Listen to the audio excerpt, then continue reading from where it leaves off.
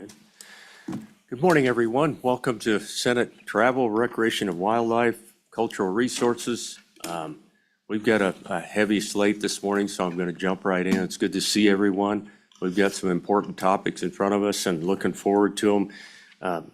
Senator Barlow, you're up this morning. You've got a couple in a row, and I know it's a busy day for you. So let's get started. Let's take roll. And while Senator Barlow gets all set to go, we'll take roll. Senator Boner? Here. Senator Hicks? Here. Thank you. Senator Jones? Here. Senator Schuler? Here. Chairman Landon? Here. Mr. Chairman, you have a quorum. Thank you very much. Senate File 108. Senator Barlow, good morning. Welcome. Good morning. Walk us through Senate File 108. Good morning, Mr. Chairman. Good morning, members of the committee. I appreciate the opportunity to present this bill to you. Mr. Chairman, just like many of you, you bring bills because someone in your community says, hey, what about this? What about, something that gives us access to something or an opportunity or, whatever it is. And this was one of those bills that came out of my community, a agricultural operation that's doing what it can to diversify, to get other folks to come to the place and buy their goods, both protein, meat, and vegetables. They actually have a greenhouse type system. So anyway, and they have overnight camping spots, all this stuff. So anyway, and they do this and they follow this agritourism. I'll use that term as the word we're going to talk about in the bill, and in other places, and have colleagues in other places. In fact, I'll just tell you, this particular place, if you go online and look for tourism in Wyoming, they're the second most social media hits in Wyoming of anything, this particular neighbor of mine. So I don't, as you know, I'm not on social media, so you know how often I'm on there. But anyway. It doesn't come up on your flip phone? It does not. It does not, Mr. Chairman. But anyway, so their query was, hey, agritourism is a part of our operation. It's a part of a lot of other people's in this state, in this community. And other states have actually recognized it and done some things to help with liabilities, define the inherent risks of participating in this activity. Well, as you know, Mr. Chairman, we have a Recreation Safety Act, Title I. And as you will see, and we'll just go into the bill if I could, Mr. Chairman, this is just adding agritourism and actually defining what agritourism is into the Recreation Safety Act. So page 2 of the bill is what all the things that are considered part of this act, all the activities. And you can just go down the list, line 3, baseball, softball, football, soccer, et cetera, going down the list. Then, as you see, we insert, the bill inserts agritourism. Now, I think most people would understand what cheerleading is, or rodeo, or dude ranching, or mountain climbing, but agritourism maybe is a little more nebulous to folks. So we added a definition for agritourism. Now, this definition, Mr. Chairman, members of the committee, is my best effort to compile the best of many other states. 35, 38 other states have an agritourism. Many of them actually break it out into its own section of statute. I didn't feel like I wanted to go that far. I just felt like it fit into this particular safety act. So the definition there is on the bottom of page 2, top of page 3. And I think you'll see that what we're really trying to do is give the broader public an opportunity to interact with production agriculture, and that there are inherent risks in agriculture, on an agricultural operation, whether it's livestock, maybe, gets out of control, or, fractious, or whatever however you want to describe it, or potentially machinery or whatever. Look, there are inherent risks in being in this environment, just like there would be on being on a wrestling mat, or being on a football field, or being on a rafting trip, and all those things. So that's the genesis of the bill, Mr. Chairman. That's the purpose of the bill, is to add agritourism. And the one thing else I would say, on page 2, line 2 to 3, you'll see I added some languages, but not limited to. Because what we find is every couple of years, what does somebody have to do? Come and add something to this list. And when I talked to folks in the legal profession, they said, hey, look, Eric, we think that This is already included because it's dude ranching and other things. This one's a little unique because you're combining both two industries in one thing. But there are some things like snowmobiling is on here, but snow biking isn't. Well, most of us would imply that snow biking is part of snowmobiling, right? Well, this language that says about not limited to kind of opens that door and says, hey. So it's a little bit broad, I understand that, and I recognize there might be some hesitation in that, but really it was just to not have to come back every year with something. There's a bill on the other side, I understand, that includes that says rock climbing is part of this. Fine, we can add rock climbing, but if we use not limited to, mountain climbing might go with rock climbing, which mountain climbing is already in the bill. So that's the purpose of that language. I just wanted to point that out, Mr. Chairman, and I'd be glad to stand for any questions on the definition or on the inclusion. Thank you, Mr. Chairman, members. Thank you, Senator. Senator Schuler? Thank you, Mr. Chairman. Just for my reminder, I know I've looked at the Recreation Safety Act some time ago, but could you go over that a little bit and just discuss what that entails? Yes, thank you very much, Go Mr. ahead, Chairman, if I Senator. could. So what we have, in this bill, we're just adding to the definition, adding a definition and adding it to the list of activities. When you go to 123, it actually talks about the assumption of risk. And what it basically is saying is, if you're going to participate in these activities, you are assuming some risk. Now, that doesn't mean the offerer of these activities can do things that are negligent, that would harm somebody. They're not protected from that. But the natural activity itself has risks. And this is some level of protection for them when somebody is offering these activities. Now, let's be clear, this is for both private persons, a person, or a governmental entity. So this would apply to, whether it's our state parks or whether it's a dude ranch. These things apply, and it's for profit or not. If it's a free activity, it's covered by this as well, not just pay for activities. So both of those are in there, and like I said, Mr. Chairman, that's 123. And there's one carve out, as you will recall from a couple of years ago, Mr. Chairman, we carved out ski safety. That was a robust discussion. I think we were in the Jonah building when we did that. I remember there were some cold nights there for a lot of different reasons. But anyway, we did carve that out. But all these other activities are included in that. And I hope that's helpful to your colleague, Mr. Chairman. Yeah, thank you, Senator. Any other questions for the bringer of the bill? Okay, Senator, I'm going to let you sit back Thank for a you, minute Mr. and go to anybody who'd like to testify on this bill. We're going to try to march right through it this morning because we've got other things coming up. But please come forward.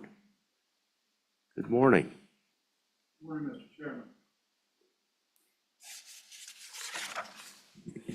Mr. Chairman, Committee, Brett Moline, Wyoming Farm Bureau. I'll try to be uncharacteristically brief. Good bill, love the definition, important for my members. With that, sitting in support, and I would take any questions that you or the committee may have. Thank you, Brad. Appreciate it. Any questions for the Farm Bureau? Good Thank bill. you. We like Appreciate it. Thank you. Yeah, thank you. Anybody else want to come forward? Do we have anyone on streaming in this morning? Thank you, Sue. We'll close testimony on this bill. Committee, what's your pleasure? Moved by Senator Jones. Discussion? Any discussion? The only discussion I have is, the only thing wrong with this bill is my name's not on it. It's a good bill, Senator. I like this bill. Years ago, my roommate from college decided that people might like to enjoy moving cattle for the 2 or 3 days from the lowlands up above Ranchester there, all the way out on top on lodge grass. And I was fortunate enough to cowboy several times and help with that. And you can't imagine the thrill that was for people to come from somewhere else and have an opportunity to do that. But there was some risk involved. So anyway, it's been going on, and I'm glad we're doing this. So Sue, would you take roll on Senate File 108, please? Mr. Chairman, this is a roll call vote for Senate File 108. Senator Boner? Aye. Senator Hicks? Aye. Senator Jones? Aye. Senator Schuler? Aye. Chairman Landon? Aye. Mr. Chairman, that's 5 ayes. Okay, Senate File 108 will go to the floor, and We're right behind you, Senator, on that one. Would you please come forward? You've got another one in front of us, Senator, and we're going to go right to it. Senate File 152. We're going to switch the order of those two so that the senator can just stay right with us. Wildfire Management Task Force and State Forester. Senator Barlow, welcome back to the microphone. Take us into Senate File 152. Thank you, Mr. Chairman, members of the committee. So you'll see there's a lot of folks in the room that have an interest, I think, in this bill and the next, and all of your work is important. This one, if you'll reflect on where we were in July and August, and the amount of smoke that was in the air, the amount of folks that were out fighting fire, taking care of our communities, trying to protect life and property. Many of them are represented in this room, and we're so appreciative. In my community, that folks had asked me, how close did it get? I said it got to the fence line on one end and, to the interstate on the other side, within a, 3/4 of a mile. But many of my neighbors were not so fortunate. And obviously, it was unprecedented. The fire season we had, and at least in my community, was unprecedented. But there are lessons to be learned when you deal with some of these things. And what I tried to do was help where I could, help at the local level with my own fire district. If they needed something that I thought I could help with, I asked them to reach out. Others, and then my neighbors as well. What are we learning from this? So from those lessons, I continue to have a dialogue with both the state forester, Ms. Norris, who's here today, and our chief in our local fire. And then it kind of grew to other folks in the state saying, hey, what do we need to do something better? So what you'll see in this bill is three things, Mr. Chairman and committee. You're going to see some amending of the duties of the state forester. And this was just based on some real life experiences. Hey, we need to be more explicit about what our state forester's authorities are. There are some implicit authorities in statute, but explicitly there are some gaps. So that you'll see that as one part. And I'm just going to the short title, amending the duties. The next one is a task force. So while we learn some lessons and maybe there's some immediate things we can do, what are the longer term, what are the bigger picture things that we should actually try to understand? Many states have a different process and a different organizational structure for dealing with wildfires. And so, so this is about, okay, we learned some things, let's make some adjustments, but what else can we learn? Let's get the experts together. Let's have a process so we can flesh this out in a setting where all the ideas can come flowing in, and then make recommendations to the legislature for subsequent potential changes, both whether it's in structure or in funding, et cetera, of our wildfire response. And then the final thing is, because as you know, and certainly the state forester and others can speak to this, we used all the resources, all the financial resources we had. I would also just bring up, because it's come to my attention just this morning, that some of the executive actions at the federal level have actually froze some of the reimbursements that we would anticipate. Now, we'll hope that those unfreeze soon and we refill some coffers, et cetera, particularly at the local level and at the state level. But what we did in this fire season, and others will speak to the details of it, is we used up all of our EFSA, Emergency Fire Suppression Account, used up our borrowing authority, and then we went further into some other emergency accounts with the Department of Homeland Security, et cetera. So what this bill does is try to refill all those things so that we have, if we have another, because as you know, we do these on a biennial basis. Well, we just used it all up in basically the first 2 months of that biennium. So we got to refill those things. So this bill does that. You'll have a subsequent bill, Mr. Chairman, from Senator Crago that talks about the restoration, the lands and the forage restoration, those things. This and some of these issues as well, but this one is just the ability to respond with the financial means to respond to the fire itself. So, Mr. Chairman, if there's no questions from you or the committee, I'll be glad to walk you quickly through the bill in lieu of the time. So, Senator, just a comment. A lot of things flying around these days, but I would just point to the fact that thank goodness we had some fire funds set aside. Not all coffee cans are bad coffee cans. And salute all of those who have served on appropriations. I've got one sitting up here with me, and obviously you've been there, I've been there. Yeah, thank goodness we had some funds set aside that we could tap into. And please walk us through real quick, Senator. And Thank you, Mr. Chairman. So some of you will know that the state forester is a direct appointee of the Board of Land Commissioners, and that's what you see on page 2 is kind of some of that. And the Board of Land, while they're still housed in the Office of State Lands and Investment. So there's some structural things, but we didn't get into the structural things. We just went after the duty issues. And the duty issues, Mr. Chairman, if you will, and I'll just go to line 14. This gave the board some authority over the appointing of assistance employees. We felt that should just be with the director themselves, the state forester themselves. So you'll see that gets switched over to page 3. So it goes out from underneath the Board of Land Commissioners, just comes under the authority of the state forester. Then you go to the bottom of page 2, cooperation with the federal agencies. Well, every political subdivision in the state of Wyoming, that makes sense, fire districts, counties, et cetera. And then on top of page 3, some rulemaking authority. Actually, as you go through the entirety of their authorities, they don't actually have direct rulemaking authority. They might through Office of State Lands, and they might through Board of Land Commissioners, but they don't have it specifically within their own authorities. So I felt like that was something that we should have a discussion about. Then you see the employees and assistants. And then this Romanet 11, which is lines 7 and 8, Mr. Chairman, this is really interesting because these are actually duties that are implied from the state fire marshal statutes. So in the state fire marshal statutes, it talks about their duties, and it says, except for this, maintain wildland and forestry fire control lands, which shall be left to the state forester. So it just made sense to me to, instead of implying it in another, or stating another part of statute, actually bring it into this statute. So it's actually underneath their delineated authorities. So that's one of those things you find as you're going through things, right? Who has authority here? Well, state forest doesn't have it explicitly in their statute. It's explicitly in somebody else's statute authority. So we just brought it over here. That's all that is. And then we get into some of these other, and underneath that, what does that mean? And this is where there was a collaboration between the fire chiefs and the fire wardens across this state and the state forester to say, what does that mean? What are some lessons we need, some things we need to put in here right now to give us some ability to get this done?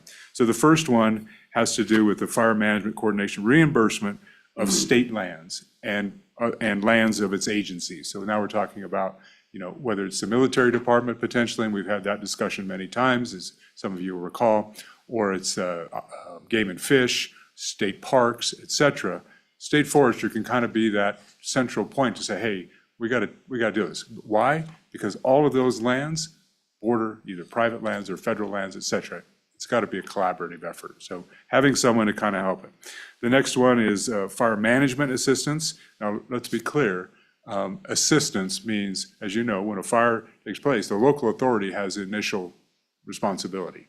And then if it gets to a certain point, I don't know those decision points, there's experts in the room who'll talk about that. State forester becomes involved, et cetera, and you start ramping up who then incident commands come in, et cetera, maybe national resources, et cetera. So this is just to say, look, you're a part of this, you're already a part of this, let's be explicit about you're a part of this. The next one, Mr. Chairman, was one that was very important to some of the fire wardens and such. Hey, we know we have high risk. Let's have some resources pre-positioned, standing by, in the right place, contracted, whatever we need to do, with the state forester having that authority to say, look, this is what we need. This is what we're going to have a potential need for.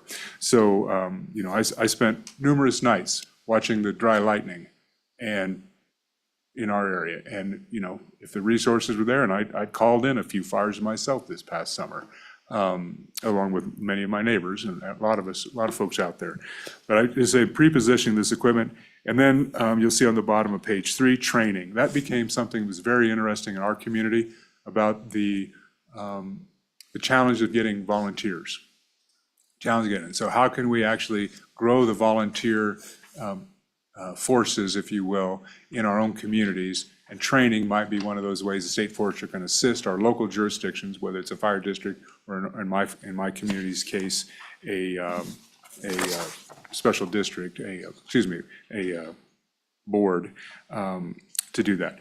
And then the final one, Mr. Chairman, and this is, and I'm not going to declare a conflict on this, but I'm going to acknowledge a conflict. So there are private fire resources across this nation that are hired by insurance companies to protect resources that they have insured. It happened in my community. One of my neighbors actually just told me a couple of weeks ago, said, I couldn't believe it. Two trucks and a tender showed up at my house and said, and she says, what are you doing here? He said, we're here to protect your property because your insurer has hired us to do that. If you go to the western side of the state, it's very common. Now, certain insurers do this, and I'm not going to name insurers per se, but this is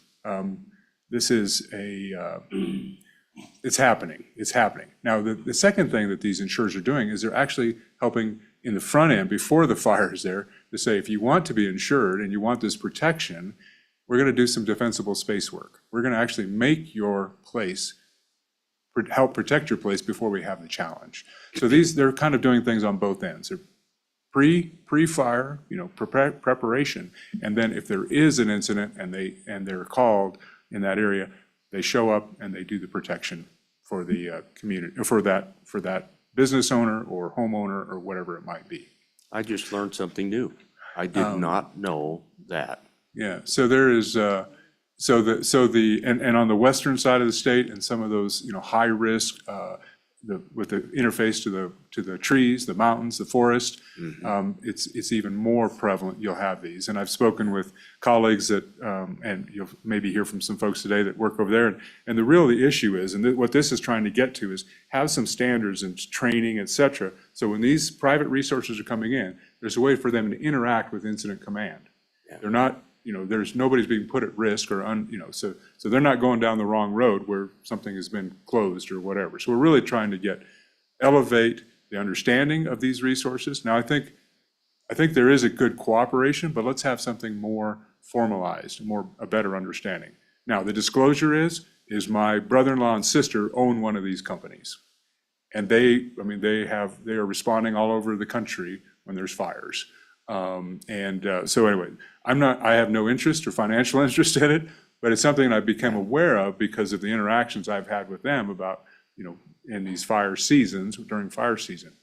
So I have another avenue of understanding of this. And this, just to be clear, the company that they're with, they want this. They want this level of, whether it's, call it regulation if you want, but they want this level of interaction with the proper fire services to keep everybody protected, to protect them, to protect the communities, to protect their assets, et cetera. So that's the last part of that, Mr. Chairman. I'd be glad to stand for questions on the duties. If there are any questions, Mr. Chairman, then we'll proceed. Senator Hicks. Yeah, Mr. Chairman, Senator Barlow, one of the things the forester already does, and I don't know if it's specified in rules, but it's a common practice, is many times, even if they're federal fires, so let's think not state, not private land, is basically served for the state of Wyoming at some point in time as those federal fires may require additional resources. And oftentimes the first responders on those are those local fire departments also. But most importantly, what the forester does is when those fires run off onto private or state land, and they're in a position where they have to negotiate who's responsible for what amount of funding associated with those fires. And I don't see that duty specifically. Maybe fire management assistance within the state of Wyoming is a very broad category, but I know that is a vitally important role that the state forester plays in negotiating those reimbursement rates. And I was just wondering, given that we're oftentimes talking tens of millions of dollars, whether we need to include that into these duties. Yep. Mr. Chairman, Senator, thank go you. ahead. And Senator Hicks, thank you. Absolutely right. And certainly the state forester, and we have her predecessor here as well, can visit about that, whether they think there is a need for some explicit language in here. And I'm sorry, I didn't bring my green book down. There's a little more language in the green books regarding some of that, I believe, but I didn't bring it with me. But certainly I am completely open. I want to give the state forester, let's be clear, Mr. Chair, I want to give the state forester every clear tool and authority they need to help our local jurisdictions deal with all the agencies that might be involved, including reimbursement, Mr. Chairman. So I appreciate that, and we can actually, the Romanet 8, where we add the political subdivisions, cooperate, we could actually maybe insert something there, and liaison or, negotiate whatever you wanted there. But I'll leave maybe some of that detail to the state forester, and they can answer that, So Mr. Chairman. Senator, that's exactly what I was going to suggest is, let's listen and learn as we go, and we can catch that on the fly if this bill moves forward, which I have a hunch it might. We'll, we can do that upstairs when we get a chance to take a look at the Green Book and interface. So, good work. Okay, Chairman. Senator Hicks, go ahead. One other question for Senator Barlow.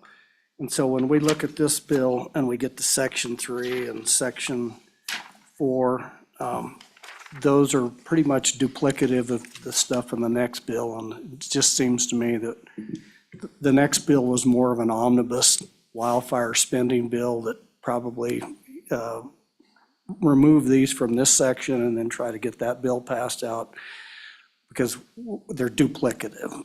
So just a question if you have an opinion on. They're not completely duplicative, Senator, but maybe you can speak to that a little bit. Thank you, Mr. Chairman. Certainly, I recognize, we've heard the term more horses in the race. I don't know where some of the other funding that's in the subsequent bill, how that'll be taken up or handled or dealt with. Both of these bills obviously go to appropriations as well. So they're gonna make some suggestions in that. But I have no qualms about understanding what, these are the basic needs.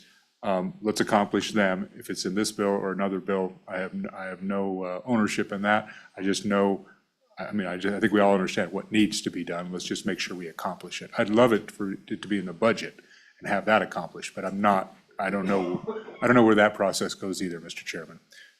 So generally, Senator, we're talking about money for reimbursement and some help to what's already happened. And also in this bill, we're talking about preparing for the future. So, I'm kind of with you. I just want to make sure we get plenty of budget options up and around so that we can work them as we go. Senator Schuler. Thank you, Mr. Chairman. Just a question on another one of the duties on page 3. Talks a little bit about support for local fire jurisdiction training programs. So what would that look like? Would that be a funding issue, or would that just be a support for what they're doing in terms of their training? Mr. Chairman, if I could, I think the discussions we had is, we didn't want a top-down, this is how you should train.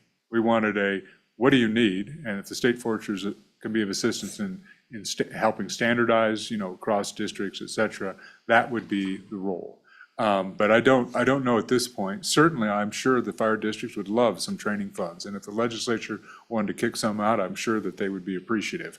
But at this point, that's not what we were talking about. We're mostly talking about, let's try to understand our volunteer firefighter challenges. What can we do to actually support, our professional firefighters, et cetera, and maybe grow that cadre or that interaction. So I don't think that, but funding was not, if they don't want it, if I asked them, do you want anything else? And they said, no, let's just refill the coffers for what we need in case we have another fire season. Thank you.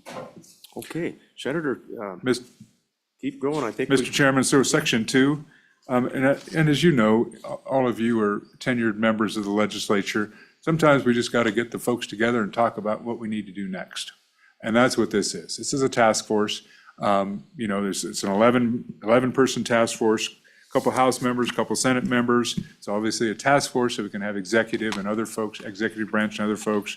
If you go to page 6, the governor or a designee, fire advisory board, forester, insurance commissioner. One of the things that we're dealing with also in this state, Mr. Chairman, and this goes back to the private resource thing, is insurance companies. There are places in the state where you cannot get coverage for fire, wildland fire. It's happening on the eastern side of our state in the Black Hills because of the interface with the wildland interface, and it's happening apparently more on the western side of the state as well. Now, it might start happening in my community too, where we're just sagebrush steppe, but a fire moves pretty fast across the sagebrush steppe. Thankfully, with the professionalism we had in our firefighting abilities and our firefighting crews, there was very little loss of property as far as homes, primary residence, et cetera, and no loss of life. So we're very blessed in that way, but there's still a risk to the insurers. So having the insurers there, this is being talked about across the West, et cetera. The other thing and so then we keep going, some other members, local government, obviously counties are often involved and cities, agricultural industry, and then wildland fire. It was brought to my attention by a Rural Electric Association that, it might be nice to have somebody from a utility, electrical utility or REA, just because they are dealing with they have some challenges in this too. And as you know, some of the things that have happened in the western states in California particularly, there's quite a bit of liability. So what can we do? They may need to could be a valuable part of this conversation. Doesn't mean they can't be part of the conversation because they're not on the task force, but maybe having representation. So I just throw that up for your consideration. It was brought to me a couple of days ago, and I thought it was a reasonable suggestion. So, Mr. Chairman. Mr. Chairman, Okay, Senator Hicks. so a question on that, not so much the utilities, the other one that comes to mind for me is YDOT, given the amount of traffic control under suppression, but not only that, but utilizing potentially, oftentimes state highways are the anchor for where you start the defensible space or to prevent these things. And it would be some discussion, I know in the past, it can be problematic dealing with the Department of Transportation on how some of these activities occur and when they occur, and then who has authorities. Is it the state foresters to, call in these private or fire suppression resources, or is it the YDOT regional engineer? So it seems to me that may be another one we may want to include in there as somebody that would be important to include in that task force. Thank you, Mr. Chairman. I agree 100%. Just a reflection on the two of the fires in my community. One of them burned out miles of interstate fence on I-90 and caused some closures for a period of time. And then the Elk Fire, which was the Dayton to Bighorn fire on the face of the mountain in Sheridan County, Highway 14 was closed for quite some period of time too. And a lot of work had to be done to get it backed up to safety standards as the fire passed and after the fire. So very good suggestion. I think, look, what we want to do is have the best information, try to help us understand how to respond better in the future.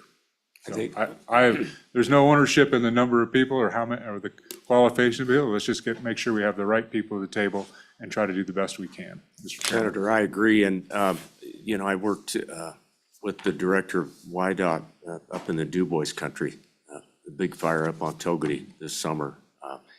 And that Togety Pass road was closed periodically on and off for several weeks. And lots of folks calling me. We have a place up in Du Bois, and so that might be why they wanted to call me about that. But yeah, I think if it gets too big, we may have to take a look at that appropriation. But anyway, please continue. Let's Thank you, Mr. finish your Chairman. description of the bill. Thank you, Mr. Chairman. I think that, the duties of the task force, I just tried to leave them as wide as I could. But what can we do better? What lessons are there? What can we learn from other places? What can we do better? Make recommendations. The recommendations come back to joint ag and appropriations. And then, if there's more to do, it actually lasts another year. There's more work to be done.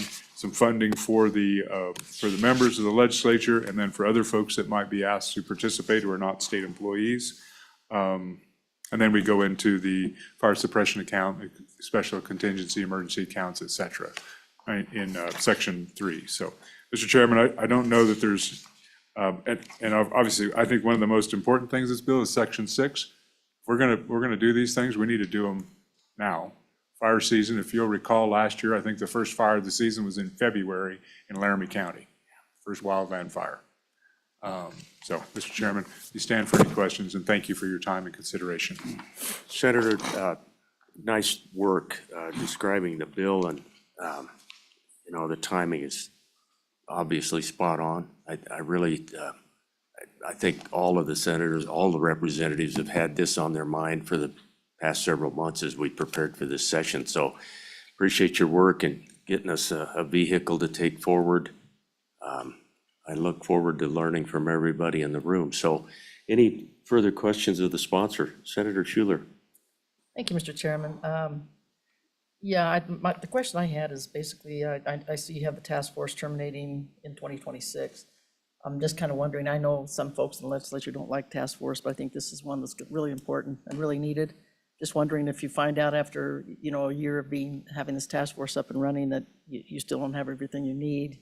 Is there some way we could, continue that without, or would we have to come back to the legislature and ask for that? Senator, go ahead. Thank you, Mr. Chairman. I think that, so first of all, work can continue to be done without a task force. Interested parties could still get together. But I think having, at least starting it with a very focused understanding and some timelines. Look, have us some suggestions by next year if there's things you think are important. Next year is a budget session, so we come to that if there are budgetary implications, et cetera. If there are duty implications, let's talk about that. I personally think there needs to be some consideration given to the structure of how the state forester is in one agency underneath a board. I mean, there's just some logistical things there that I find, but I didn't bring that in this bill. That would have been that's a longer conversation. So I think that certainly we could extend the task force, and if you want to put longer dates in here, but this basically gives us, I think, 2 sessions to consider suggestions and move forward. So thank you, Mr. Chairman. Mr. Chairman. Senator Hicks. So, Mr. Chairman, it's always I guess it's a tragedy when we react after the fact. One of the lessons, I guess, that we should always take away of these things are what are those preventative actions that could have reduced the cost, the loss of private property and stuff. And so just be curious as your thoughts on, because that can take on a whole other realm. Is this something that you would envision this task force to also look at is what are those type of preventative actions that we can do through State Forestry Department to make sure that we reduce cost and loss of property in the future? Yeah, thank you, Mr. Chairman. And actually, that's some of the duties, Mr. Chairman, if I could, that's some of the duties that are not in the bill that are already state forestry is, how do we have a healthy forestry program? How do we actually, advance the timber industry? Those are things that are already in the statutes that the state forest has that. And then how do you actually use those programs to do what you're talking about, to improve dispensable spaces, to reduce the loads out there particularly in the forested areas, et cetera. So I think there can be an interaction in that. And then the second thing I'd argue that's specific to this one is just the training and the pre-positioning, right? When we have as many capable folks out there to help defend our property and our life, and then when we are in those situations, we pre-position those resources, including the people, if we're in that have that opportunity. So, thank you, Mr. Chairman. Thank you, Senator.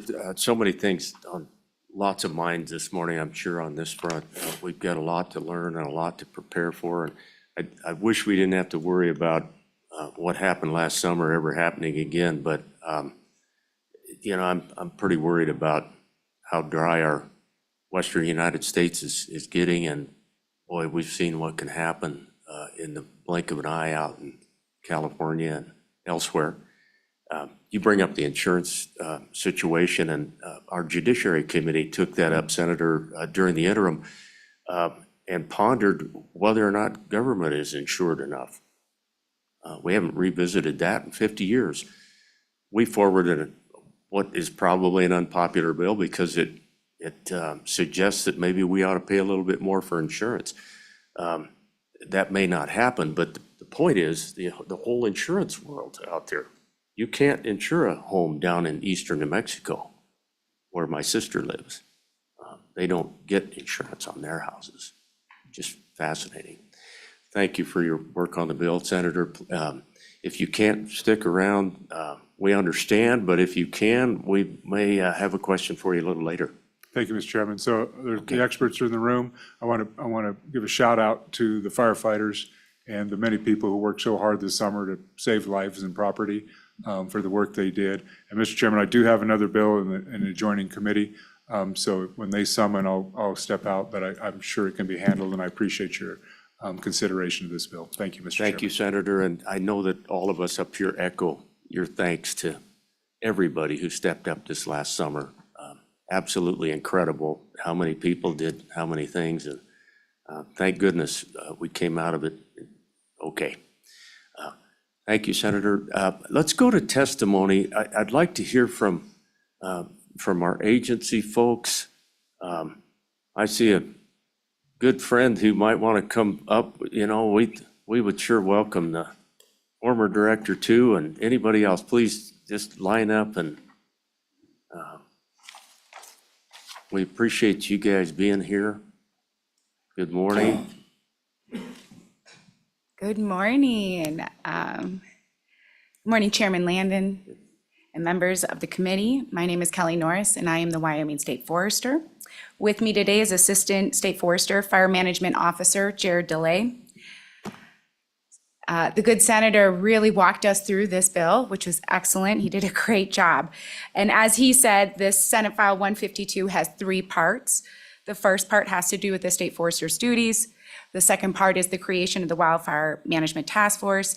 And then the third part is matching the governor's supplemental budget request with funding wildfire suppression costs in 2024 and refilling the emergency fire suppression account. The state forester's duties can be found in 3 different locations in Chapter 36. The duties of the state forester are associated with the emergency fire suppression account, the Wyoming State Forestry Good Neighbor Authority revolving account, and the appointment of the state forester. And I believe I provided a handout last night of the duties currently under the state forester in that appointment.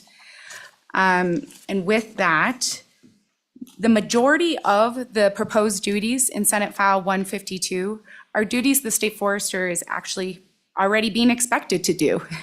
So this bill from my personal opinion is really meant to confirm that these duties will rest within the duties that are already listed with the state forester. And if you would like, I could also walk you through what the state forester is already fulfilling within these additional duties. So, Director, I think that would be helpful. Okay. Yeah, let's do Okay. that. If you All don't right. mind. So I provided you a handout with the current statute for the appointment of the state forester qualification and duties. And I just want to point out the first duty listed under the state forester is I, take such action as may be deemed necessary by the State Board of Land Commissioners to protect forest, range, and other rural resources from fire.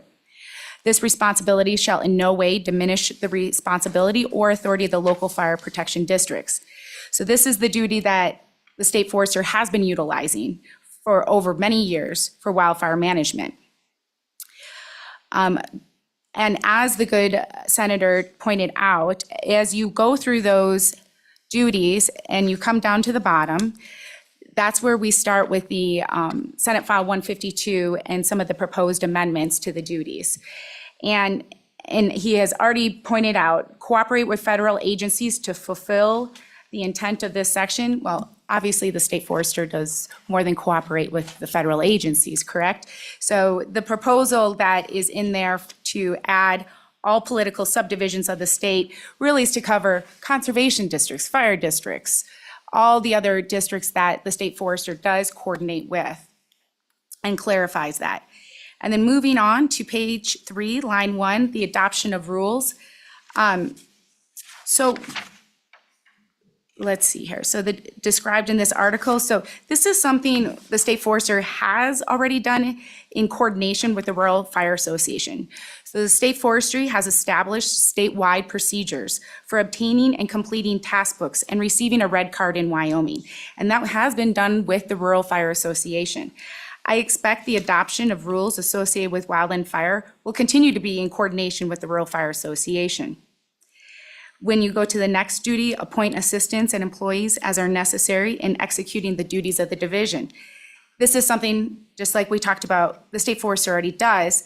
This language, as it was originally located in the appointment section of the state forester. And this bill has moved this language to be under the state forester's duties, because it's a duty rather than a qualification, correct? Okay. The next addition, as the great senator pointed out, his reasoning into that addition of maintain wildland and forestry fire control programs. Again, that makes a great connection to what is described in Chapter 35, accept wildland and forestry division fire control programs implemented by the state forester, which is in the fire marshal statute. When it comes to the duties below this, fire management, coordination, reimbursement for all lands owned and managed by state of Wyoming and its agencies. Currently, the state forester is implementing this, and we're doing this with Wyoming military, including reimbursing fire suppression costs through state forestry for Wyoming military lands. We also provide suppression support and coordination on Wyoming state parks and game and fish lands. The last fire Helitack responded to was in Glendo State Park, for example, this year. Moving on to the next three duties in B, C, and D. Again, these are duties state forestry is already doing with our resources. We provide fire management assistance within Wyoming with our staff and fire resources statewide, and we sign agreements based on this assistance. State forestry also pre-positions our resources based on fire risk or at the request of the counties or jurisdictions. So for example, we've relocated and hosted the smoke buster crew in Johnson County during times of high fire risk. We mobilize and move our aviation assets to wherever that fire risk is. And 4th of July, we've taken on requests to host a fire engine in Sweetwater County during times of high risk. So we are already doing portions of this with our own resources. And then lastly, duty D, state forestry staff, and this is kind of goes to your question, Senator Schuler, we have been providing training to local jurisdictions for decades, as well as to state and federal agencies across Wyoming. Our staff are out there putting on fire refreshers, chainsaw. We just did the first ever heavy equipment dozer training up in Crook County last summer. So we're doing this already, and this just confirms that this is an expected duty through the state forestry. And then going to duty E, and that's on the top of page 4. This is a bit of a new duty, and as the good Senator Barlow mentioned, it was a little bit of a challenge this summer with the insurance agencies showing up with their private equipment. And really, this is something that does need a call in a standard process and how to handle these private contractors on wildfires. It's a safety concern, and it does need to be addressed. It's important to integrate these types of resources and private resources in with our firefighters in a safe and standardized way across the state of Wyoming. So again, these additional duties are already typical duties that the state forester is implementing, and they're not going to require any additional staffing or funding at this time. And with that, I can stop here and see if the committee has any additional questions in regards to this section. Director Norris, thank you very much. Yeah. And by the way, thanks for everything that you did over this past year. You and your troops were fantastic. A lot of hard work. So any questions? Go ahead, Senator Schuler. Thank you, Mr. Chairman. First off, the only problem I have with the state forester is she left our neck of the woods, where she worked very, competently and fantastically over on our side, and we lost her. And so we're just glad that the state forestry department got a hold of somebody really talented. Two questions, actually. The first one is really vanilla-ish, but in the state statute, it talks about he shall serve at the pleasure of the board, he shall have a bachelor's degree. Could we change that to the state forester? Do you have an issue with that, Kelly? Yeah, go ahead. Chairman, Madam Senator, it wasn't something I was going to pursue at this moment, changing all of the statutes, but our fire wardens also noted that quite a bit and had made those recommendations as well. I would make those recommendations myself, too. The other question I had is more about the helicopter support you have. How many helicopters do we have presently to use? Okay, Chairman, Madam Senator, We have one helicopter currently under contract, a Type 3, and with that, we provide a helibase manager, and then 4 seasonals. And then we have 2 contracted single-engine air tankers, and those are located in the Casper Tanker Air Base. We do not pay for staffing for those. That is through BLM, as well as the retardant. And the seat base itself is a BLM seat base. And then when it comes to our HeliTAC program, the Forest Service provides 1 additional permanent helibase manager, so they actually can get a day off, and multiple detailers. We had 19 this year come through the program. Some of them were state forestry, some of them were county, many were federal. Okay, any other questions of the director? Okay, Director. Okay. Any, We're going to Other roll thought- into section 2. please. I do please want to make continue. some comments on the task force. So I provided the committee a second handout for background information related to this section. Wildfire suppression in Wyoming is complicated, and there is not a state that manages wildfire suppression like Wyoming does. Each county in Wyoming manages wildfire differently, and collectively, there are approximately 70 different fire districts that manage wildfire across Wyoming. The 2024 fire season exposed and highlighted gaps in our ability as a state to respond to wildfire. The manner in which we fill those gaps in our fire response is a question that requires input from all our stakeholders. A lot has changed in wildfire management over the last 15 years. The amount of fires, the length of fire seasons, we now turn them into fire years, the additional homes and infrastructure that are needing to be protected, the type and number of resources we utilize for fire suppression, like aviation and hand crews, and the cost of those resources have increased. Noticeably, the continued loss of fire experience, especially Wyoming wildfire experience, in state forestry has greatly impacted our wildfire suppression efforts. Our ability to effectively assist in wildfire suppression has changed as we have lost staff with critical wildfire experience through retirement or to federal agencies hiring them in fire positions because of our staff's fire experience. State Forestry conducted a survey last November, collecting input from all 23 counties, and their feedback indicated significant challenges in Wyoming's wildfire suppression response, capacity, and funding needs. And all 3 of these are closely linked to each other. These challenges just can't be solved by the state forester alone. How Wyoming manages wildfire should be reviewed holistically because a change in one area, such as a loss or increase in capacity, will impact state forestry and our local fire districts. I do want to stop here as we have numerous members from the wildfire community that also do need to speak to this. But I think it is important for the committee members to hear that state forestry recognizes wildfire suppression is complex, and we are committed to figuring out solutions to meet Wyoming's needs. And with that, I'll open it up to the committee for any questions they may have. You think this task force will be helpful? Mr. Chairman, absolutely. Please continue, Director. Okay. Finish any thoughts you have on this bill, and Okay, as you said, we'll get to some other folks too. good. One item, Senator Hicks, prevention is listed in this task force. It's in the list and it is on page 6. That this task force will identify and evaluate wildfire response systems, including but not limited to, this is funding, suppression, training, coordination, prevention, mobilization, and our cooperative agreements, and this will also include our cost shares.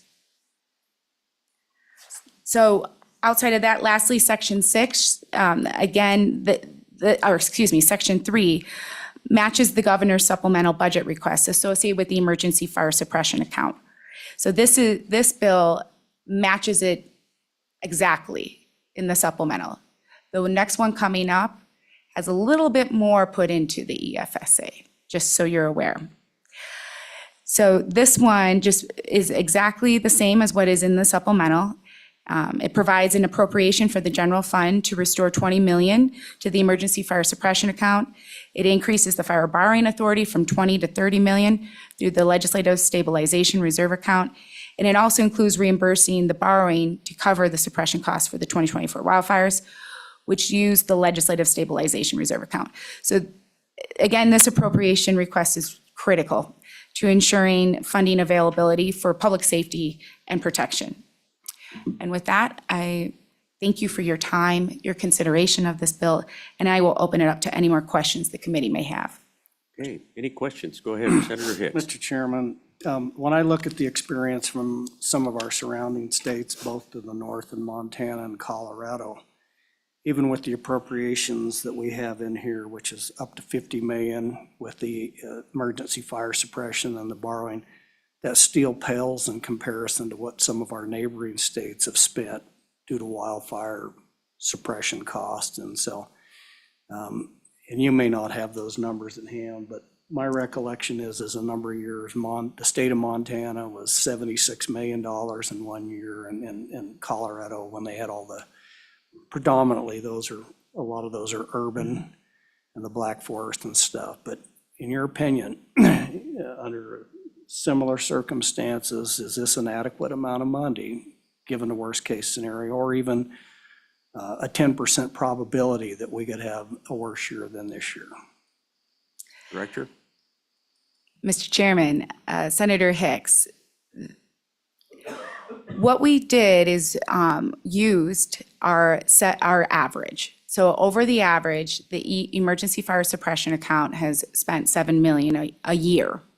So requesting 20 million, which was the last time we requested it, was what we thought would be a conservative, a must-have ask to get us through. I don't have a magic 8 ball. I don't know what this next year is going to bring. Looking at the drought indications, it doesn't look promising. This will give us close to 50 million. Again, there's money that's getting put in and out, but if we would be sitting where we were sitting this year, we would have cost shared obligated out beyond that 50 million. To say we always will have it that way or not is really hard to predict. I think there was a lot of lessons learned, but we were very lucky Colorado wasn't on fire this summer.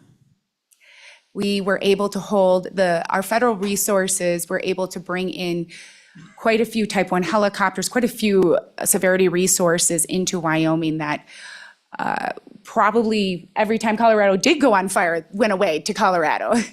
And in regards to the budgets, Montana budgets 60 million every biennium for fire, encompassing all fire suppression, including prevention.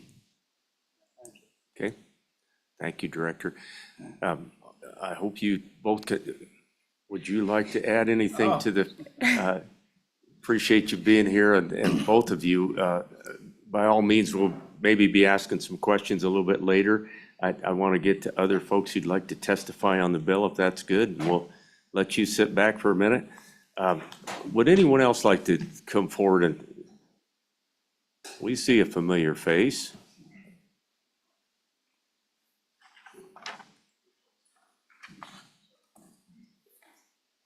Good morning, Director. Once a director, always a director, right? Yeah. Morning, Mr. Chairman, members of the committee. As I told Chairman Landon, it took me 20 minutes to tie my tie this morning because I haven't tied a tie in 2 years. But it is nice to be back in front of you. I'm here today with Chief Quinney, representing the Rural Firemen's Association and the Wyoming Fire Chiefs Association, mainly to answer any questions you have, maybe historical questions. The fire service resoundingly supports this bill.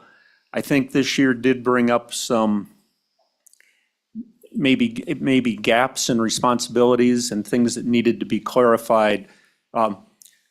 For years, when I was state forester, I used the section I that said, take actions deemed necessary, and did stuff that probably exceeded my authority on every turn. I think this is a really good step to move things, clarifying things.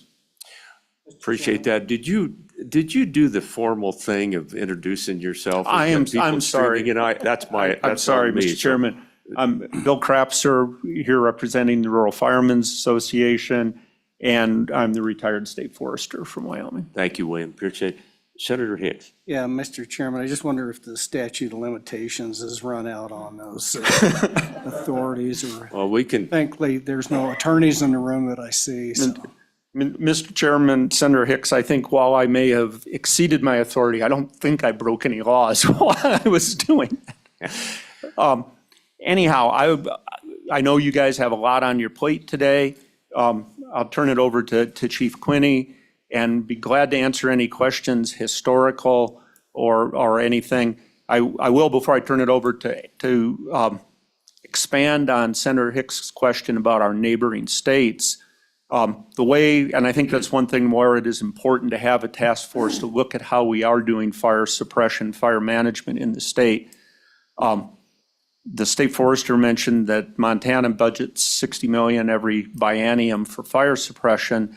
They also have an operation, because of that, they have 6 helicopters. You ask how many helicopters they have 6 helicopters that they field every year that the state for supporting the counties. So it's a different system.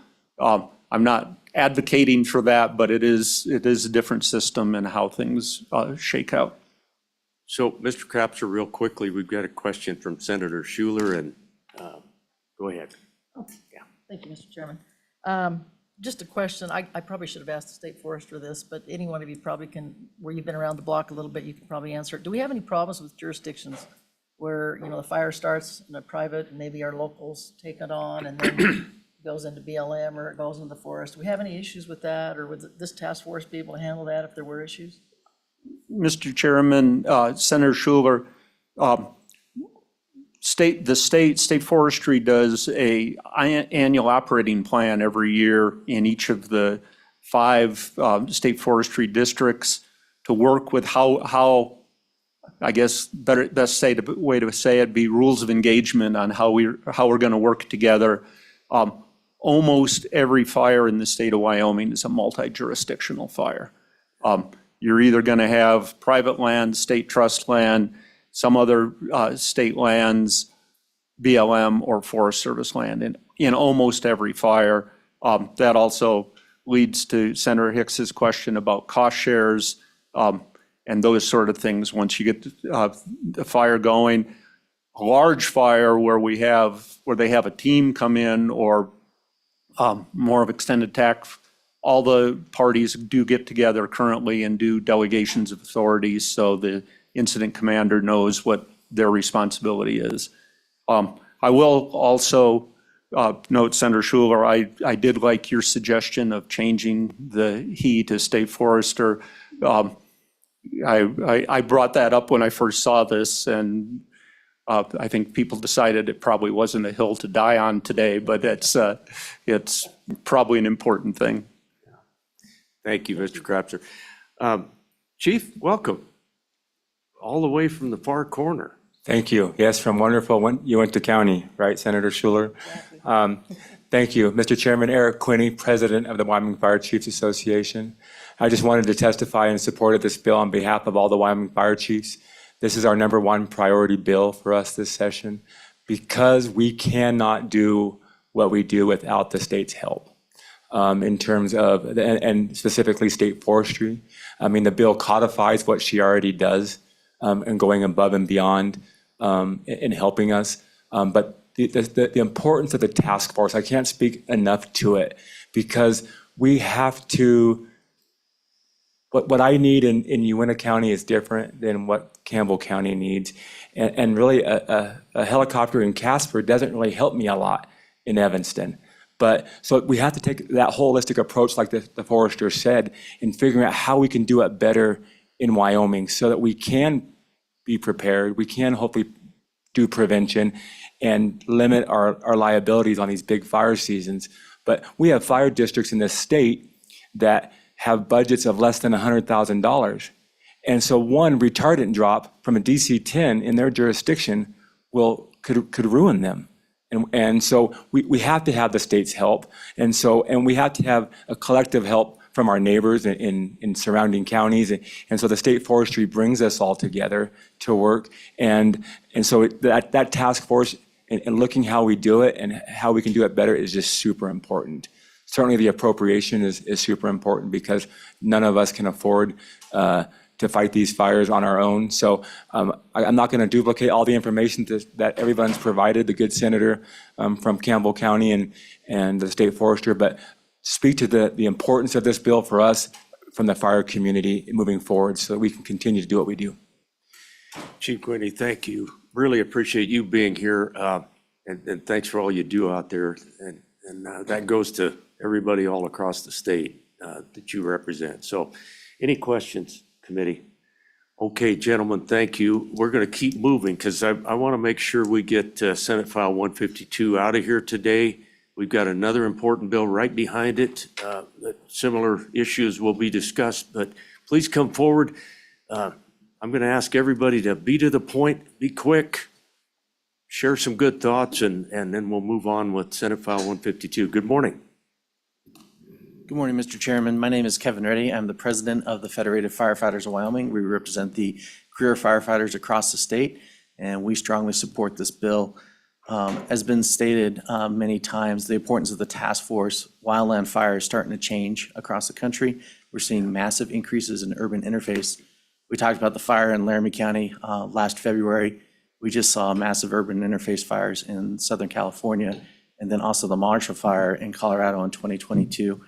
Our departments traditionally have been very municipal in our duties, but we're starting to see a massive increase in wildland urban interface. So we're looking forward to the passage of this bill and hopefully expanding our scope of work and supporting urban interface and wildfire across the state. With that, I'll stand for any questions.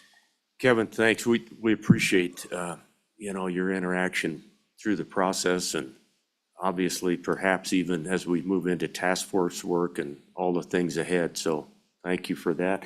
Any questions? Thank you, Kevin. Appreciate it. Good morning, Mr. Winnie. Mr. Chairman, Bill Winnie, Sublette County. I support this bill and the other one you've got coming right behind it for exactly the same testimony. I have to say thank you to Mr. Krapser. He was our forester in 2018, as I recall. I'd like to bring your attention to the Roosevelt Fire, which was out in the Bondurant area. I had first become associated with the Bondurant area in the mid-'70s, and I can tell you for 40 years there was no effort that I could see to minimize fire hazards out there. It just wasn't part of the community, as I recall. And in that time frame, the mid-'70s, there was no evidence of anything recent either, so go back however many years you would. Mr. Krapser's people and the U.S. Forest Service gave a presentation that summer in July of 2018 that I went to for the community. And they talked about the fire hazard. They went over an hour at it. I walked out of that meeting and said, holy yikes, something's coming. Didn't think it was going to get there in September, but it did. I got to work the next day going around my property with cutters, cutting down a dozen, maybe even as much as 2 dozen sagebrush around my property. I did not have any pine trees. Invariably, the houses that burned, and there were some 50-plus houses that burned out there, either had pine trees around them relatively close, or they had sagebrush that came essentially up to the house. I also ended up starting, so I did that cutting down a sagebrush for mid-July till the fire started. And then also, there was a newspaper article that described me as fighting the fire with a garden hose. Well, that really wasn't true. I fought it with my clippers for 2 months. I also did start watering for 5 days, took 5 days for the fire to get to my house, and I started watering, moving the sprinkler every 2 hours for 5 days, so the ground was saturated. And so at the end of the day, if I may, Mr. Chairman, this is a picture I took on my property. I stayed there. This is about an hour after the flame front went by. And so you can see the benefit in that picture of cutting down. And so, subject to your questions, Mr. Chairman, that's some personal experience talking to you. I remember you going through that, Mr. Winnie. Thanks for being here this morning. Any questions? Okay, let's keep going. Good morning. Mr. Chairman, thank you. My name is John Rutherford, the Carbon County Fire Warden and the District Chief of the Carbon County Fire Protection District. We definitely support this bill. I support this bill, and the people I represent support this bill. There was something I noted during the conversation, which has been very good discussion. There is a little bit of a gap, and this bill addresses that gap. So we had an odd year in 2024. The majority of the damage occurred on private and state lands. This equated to 84% of the total fires and 70% of the total acres damaged. So for us in Carbon County, and I think the wildland fire community as a whole in Wyoming, we do have a gap. Our volunteers do pretty good for a day or 2 days or 3 days. But eventually, our volunteers have to get back to work. They have responsibilities, they have families, and we're great for a short time. But when we have fires that do start on private land or state lands, and we're required to commit to a long-term fire, this gap will help with that, or this bill will help with that gap. The gap's pretty straightforward. We have responsibilities and we've got to get back to work. Carbon County district has 2 paid firefighters, the rest of it volunteer forces. So having the state forestry to lean on and fill that gap for us, it is huge. And I just wanted to make that point, and thank you for taking your time today. I would stand for questions. Mr. Rutherford, we appreciate you and all your crew and all those volunteers out across. Really appreciate that. And thanks for pointing out, I hadn't really thought about that until the last couple of weeks, heard about this volunteer issue, so thank you. Appreciate it. Any other testimony? Let's keep going. Good morning. Good morning, Mr. Chairman and members of the committee. My name is Monica Leininger, speaking on behalf of the Nature Conservancy in Wyoming. Just wanted to offer a brief comment of support for this bill. Our organization works collaboratively with partners across the state to increase the pace and scale of wildfire risk reduction. We appreciate the provisions in this bill that would clarify the state forester's role and also support the task force. Regarding the sentiments of others, we very much agree with that task force is time and effort well spent. So thank you very much for your time. Ms. Leininger, thank you. Appreciate it. Brett, take it away. Mr. Chairman, Brett Moline, Wyoming Farm Bureau, sitting in support of this bill. Sometimes out of tremendously bad things, good things can happen. I view this as a good thing. This bill, I think there's a lot of negative public things that happened on this, not just agriculture. And so I think having this bill in place with the task force and the funding will provide a lot of benefit, not just ag, but also to the general public. So again, trying to be uncharacteristically brief, I will sit for any questions, sitting in support of the bill. Always appreciate you, Mr. Merlin. Thank you. Thanks for being here. Any question? Okay, let's keep going. Good morning. Thank you, Mr. Chairman, members of the committee. Austin Rodemaker on behalf of Tri-State Generation Transmission Association and Electric G&T Cooperative selling wholesale power to 8 distributive cooperatives in Wyoming. We are here in support of Senate File 152, given the role that utilities play in mitigating fire and in responding to fire. We believe that this is an excellent opportunity to partner and work with the state on ensuring that we have the proper mitigation tactics in place and a proper plan moving forward when it pertains to how the utilities play that role.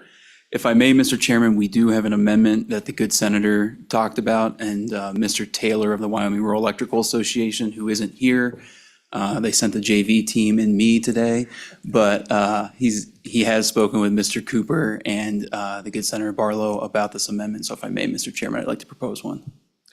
Absolutely. No, we're glad to hear from you guys. Thank you. The amendment would be on page 6, under section 2, letter A, Romanet 3. We would add a capital D, and it would say one member representing the public utility industry.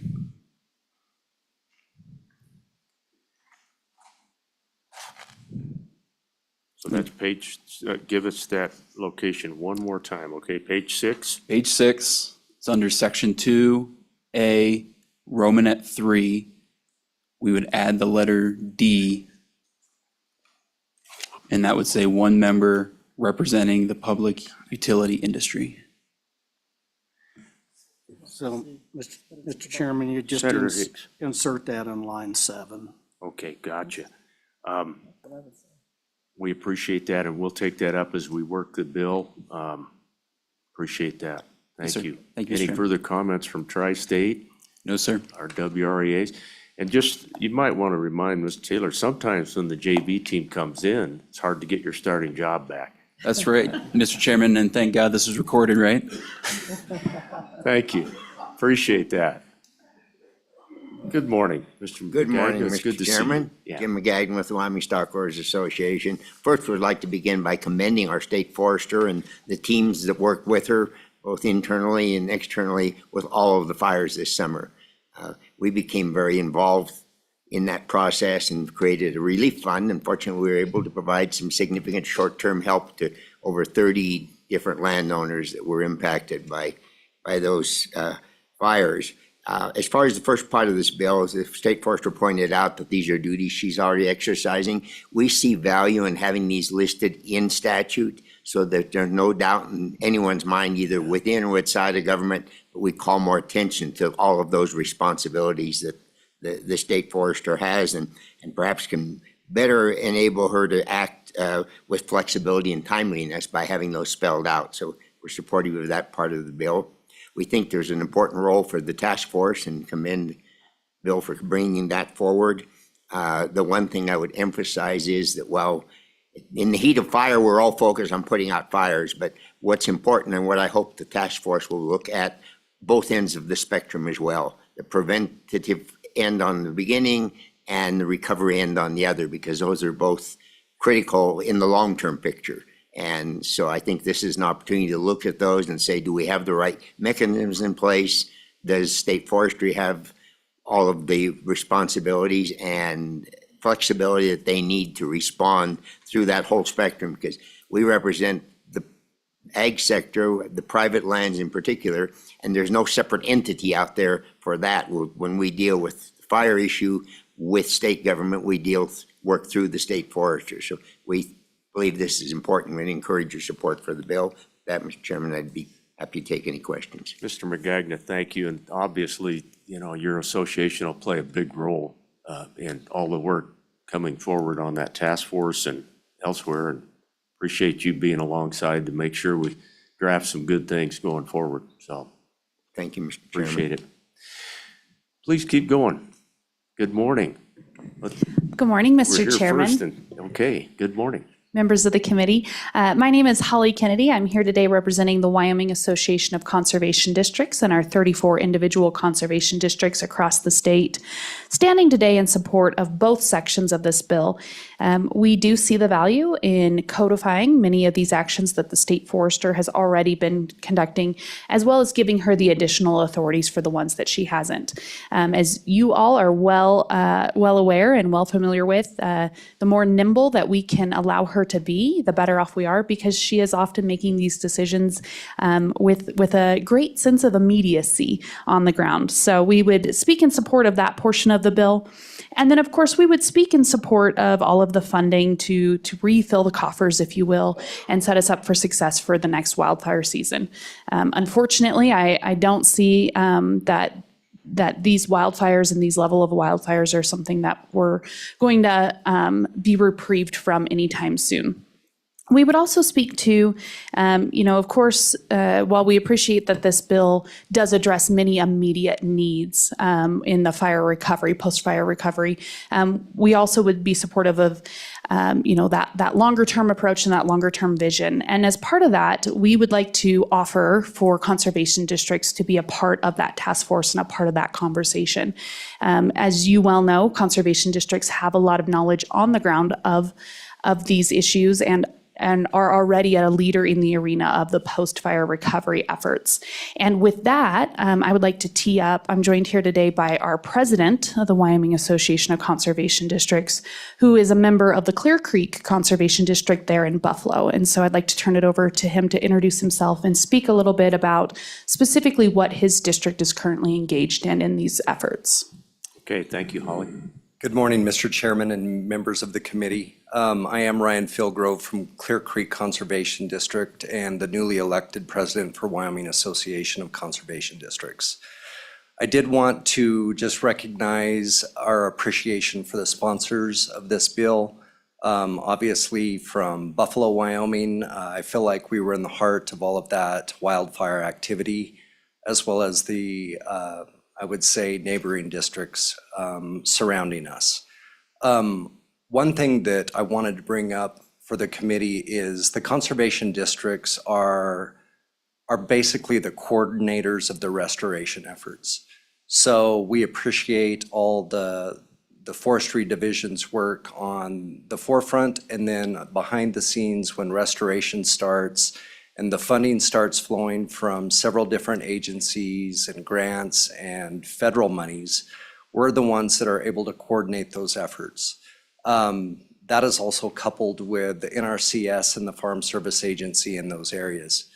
I just wanted to mention that a lot of the current activity on the ground today is relative to sagebrush, reseeding and research and restoration projects, invasive grass treatment, and then rebuilding and monitoring some of the grazing plans. So it's a holistic approach that kind of brings in or folds into the mix all the other supporting agencies' concerns and priorities. Thank you. Mr. Philgrove, thank you, and thanks for stepping up to lead the charge for all of the conservation districts out across. We've got pretty good language in that task force. We'll take that up in a minute. Appreciate that suggestion to make sure that we get you guys included. Any questions for the conservation district? Okay, thank you very much. Is there anyone else in the room who wants to testify on 152? Please come forward. We're going to have to keep marching. We're running out of time quickly, and I do want to get two bills out of here. So I'd ask you to please get right to it, and let's go. Here we go. Briefly, Mr. Chairman, I'm Robert Short, Commerce County Commissioner and Vice President of the Wyoming County Commissioners Association. We appreciate the work that the sponsor of the bill has done. We also appreciate the work of this committee. You know, Wyoming's 23 counties are very diverse in our needs and our desires.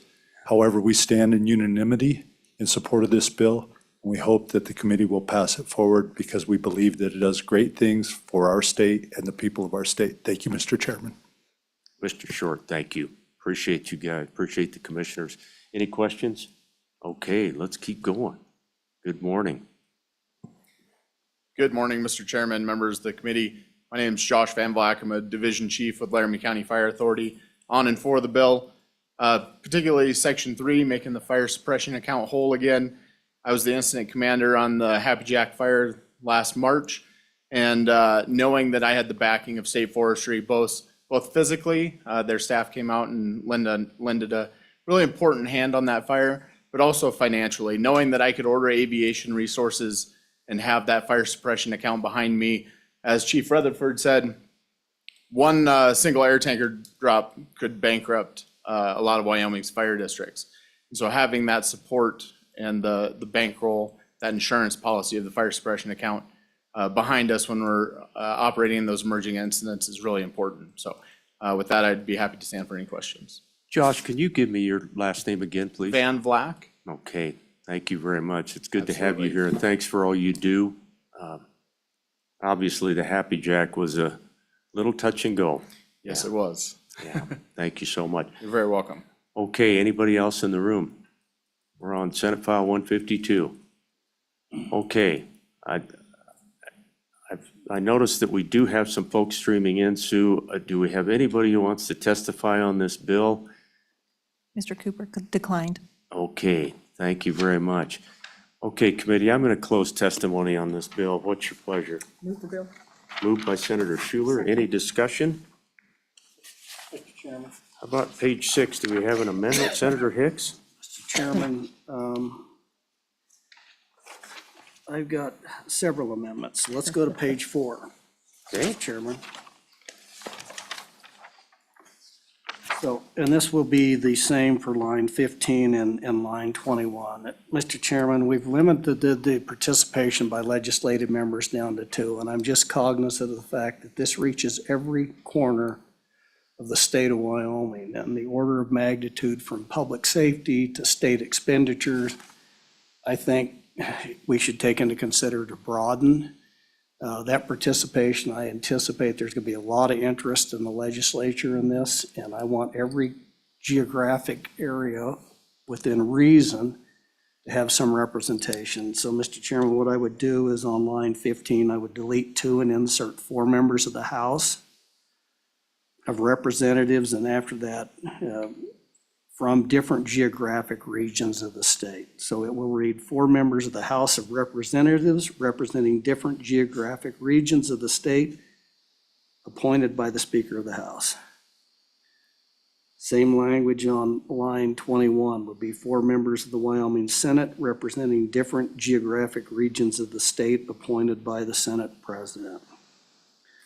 Mr. Chairman, that would be my first amendment. So, Senator, I wonder if you would consider it a friendly amendment to split the difference and maybe consider 3. My fear is, we've already talked about 2 or 3 others from outside the legislature being involved on the committee. And if we go from 2 to 4, that ends up being 8 legislators. I worry about a task force getting so unwieldy that we don't get any work done. So I don't know if I'm comfortable going 4. That's where I'm at. Yeah, Mr. Chairman, I'm gonna, we can vote this up, and then if this fails, we can come back and reconsider. But I do think there is a tremendous level of interest, given the nature of the issues that we're grappling with here. And I do share your concerns. But I have also served on some pretty large task force that were very productive. I think a lot of that comes down to leadership as far as keeping them on agenda and keeping the topics. And so my preference would still be to do 4 from different geographic regions around the state of Wyoming. Okay, Senator Schuler.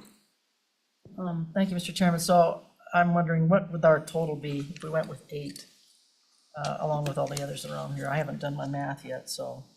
9, 10.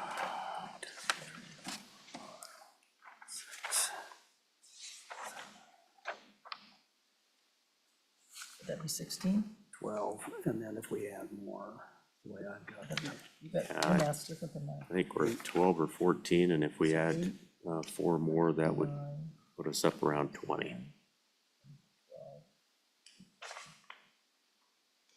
I've got 16.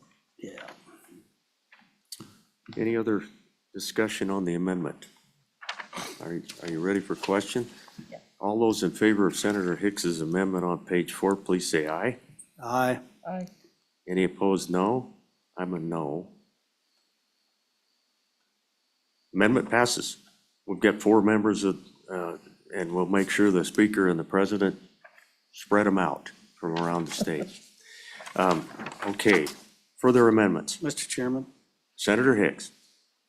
page 6, on line 7, I'm going to make actually 3, so what I would prefer to do is go by these one by one, Mr. Chairman. One of the ones that I see as a deficiency for me as far as that should be participating on this task force as a member of the forest products industry, having being the largest tool potentially available out there to get into the mitigation realm, and the fact that this industry is more impacted by wildfire than most any other industry within the state of Wyoming. And the fact that when we do have large wildfires, oftentimes their workforce is mobilized and pulled away from the very purposes of what they're out there, which is to provide lumber for the sawmills and recruited to fight fires. I think it's very important to include one member of the forest products industry on this task force. And so, Mr. Chairman, what I'll do is just do these one by one. I do have two others based on suggestions from the audiences.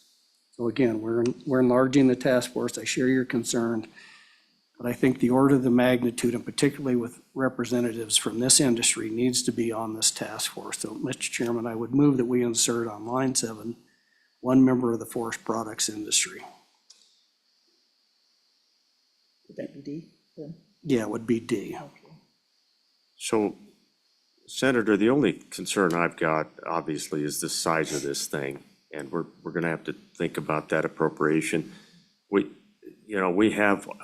have language in here that talks about coordination, cooperative agreements. It just feels like there's going to be a lot of room for whoever wants to be involved in this effort can certainly be there throughout. As far as, the budget paying for 25 members of a task force instead of about 15 or 16, that's when I start getting a little bit concerned. That's just where I'm at. Senator Schuler. Yeah, thank you, Mr. Chairman. I'm wondering if the at-large person that is mentioned on page 6, line 5, would that forest products industry person, would they fit into that? I think it's very possible. Yeah, and Madam, or Senator Hicks. Mr. Chairman, I would concur, but my recommendation would be to strike the at-large position and insert a member representing the forest products industry. That makes much more sense to me, Mr. Chairman. Are you ready for the question? Any Mr. thoughts? Chairman, I just was going to say also that I think as this fiscal note goes larger and larger, it's going to be harder for us to be successful with this bill, and we do want it to pass in the end. So, Mr. Chairman, even if we increase this by the two members that we've talked about, or even above the task force, is just reimbursing them for their travel expenses.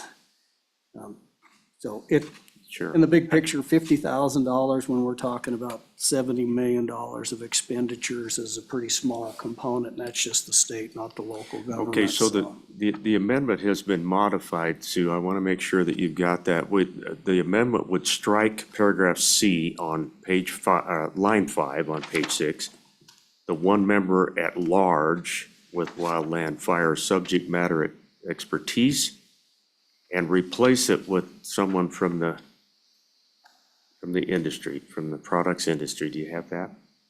Okay, all in favor of that amendment, say aye. Aye. Any opposed? I'm a no. Okay, that amendment passes. Further amendments, and let's try to keep moving so we can get this bill out of here. Senator Hicks. Mr. Chairman, I'm not going to make a motion on the other ones that were proposed, but I do want to go down to page 6, line 20. No later than October 1st. I think that puts a bind, particularly for, I'd like to move that to November 1st. You members all know why. It's just when the committees meet, giving the task force plenty of time, getting staff, that's staffed by LSO, the opportunity to do that. So my motion would be to change October 1st to November 15th.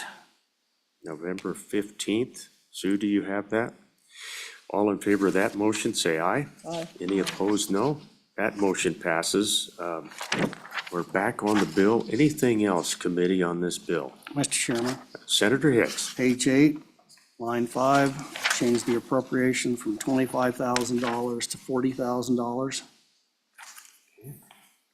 And in both places, Senator? I don't think we added anybody else that would go under the governor's office. So the two that we've added, that covers LSO. So that would be. Forest products would be covered under the Okay, 20. line 5 on page 8. Is that Line right? 5, page 8, line 5, change 25 to 40K. Okay, any discussion? All in favor of that motion, say aye. Any opposed? No. All right, line 5, page 8, that amendment does pass. 40,000 replaces 25,000. Anything further on the bill? Mr. Chairman, Senator Hicks. page 11, line 4. This is the borrowing authority out of the LSRA. I would make a motion that we move that from 30 million to 40 million. Again, that's not an appropriation, that's just borrowing authority in the case of an emergency, that the governor has access to those funds for that purposes, given the nature that these fire incidences are only getting more expensive and more common, and they're getting larger, and we shouldn't look at past historical averages. We should be prepared for the future. Okay, any discussion on that one? All in favor of that motion, say aye. Aye. Any opposed? No. Okay, line 4 on page 11 goes to 40 billion and replaces 30 million. Sue, okay? Mr. Chairman, you'll be glad I'm done with any amendments. Okay. Well, that's good news. So Senator Hicks is finished, so we're going to take roll on Senate Hang File on 1. just a sec. I'm more sorry, thing. go ahead. One more Senator thing. Schuler. Thank you, Mr. Chairman. I was just going to mention that, again, we may, want to do a chairman of the whole or standing committee, well, it wouldn't be standing committee, but an amendment to maybe bring in our utilities people or our conservation districts. But I would really rather defer to the sponsor of the bill and see what he thinks about it and maybe add that on the floor. So just wanted to mention that. I think very good point, Senator. We can work this as it goes. And so let's stay engaged and let's take roll on this one to get it up and out of here. Senate File 152. Mr. Chairman, this is a roll call vote for Senate File 152 as amended. Senator Boner, Has left an aye vote. Senator Hicks, Aye. Senator Jones, Aye. Senator Schuler, Aye. Chairman Landon. Aye. And Mr. Chairman, 5 ayes. thank you, Sue. So Senate File 152 will go to the floor of the Senate and proceed. And we will back Senator Barlow all the way on this one. And please come forward, Senator. I'm sorry that one took a little longer than we anticipated. We're going to try to get through this next one, committee. I'd like to get it out of here today. So let's jump right into Senate File 148, Fire Suppression and Restoration Funding. Senator Craigo, good morning. Thank you, Mr. Chairman, members of the committee. Barry Craigo, Senate District 22. Bring to you today Senate File 148, Fire Suppression and Restoration Funding. You've heard lots of testimony already this morning. As you know, 2024 was one of the worst fire seasons our state has seen. It was particularly hard on the people in my district and surrounding counties right outside of my district. As a result of the fires, there was lots of ecological damage. There was also lots of damage to infrastructure, both private and public. And as you know and have heard already this morning, there was lots of money spent by the state of Wyoming in fighting those fires and taking care of them.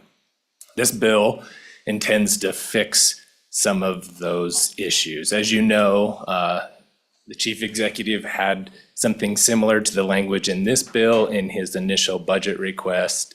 A lot of that has been changed in our current budget that's coming out. And so this bill, although not identical to what the governor had requested, has a lot of the same aspects and a lot of the same asks of the legislature as far as funding and what we are going to do with the money. I know some of these things are repeats from the bill you just saw. And so as we go to the floor, if this bill happens to make it out of committee, we'll have to decide how we want to do that and deal with that as it comes out of the Senate, because there are also aspects in this bill that are not addressed by the previous bill and vice versa. And they're really two distinct things.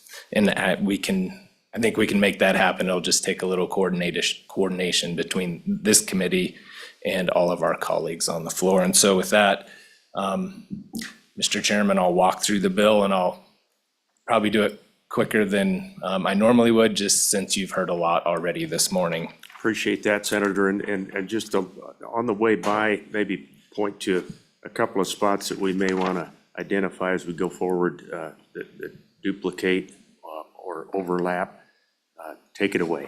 Thank you. So, Mr. Chairman, turning to page 2, and I'll just bail right in. This is an appropriation. Line 8 is $1 million to pay back the special contingency fund that was used by the governor. Line 12, that's the disaster contingency fund, and that's 1.2 million. Line 17 is $30 million, and I know in the last bill you just made that 40 million, but that would refill the fire suppression account.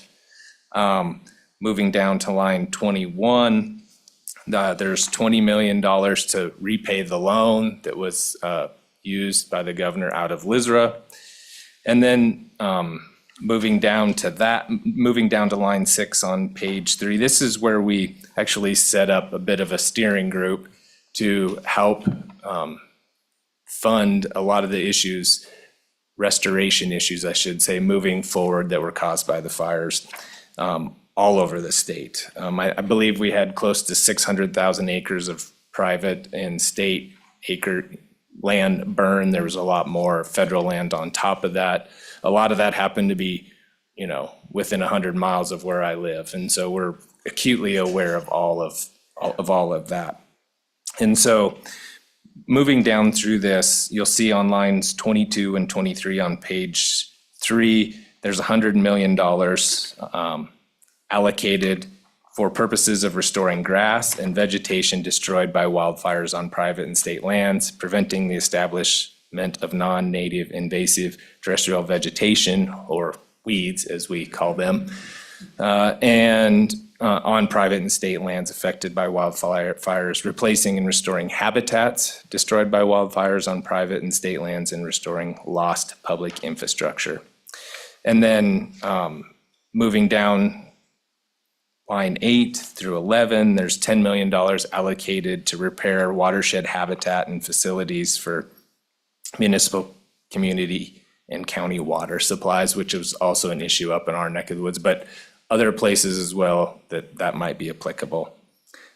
Moving to line 13, and this is where we lay out what the steering committee would look like. It's a 9-member committee, includes 1 member of the House, 1 member of the Senate, the executive director of the Wyoming Wildlife and Natural Resource Trust Fund, account board, who would be the chairman of the steering committee, and then 6 members below that, a member from the office of the governor, the Wyoming Game and Fish Department, 1 member from there, the Weed and Pest Division of the Wyoming Department of Agriculture, the Agricultural Extension Services of the university, Wyoming County, a representative from the Wyoming County Commissioners, and a representative from the Agriculture Committee.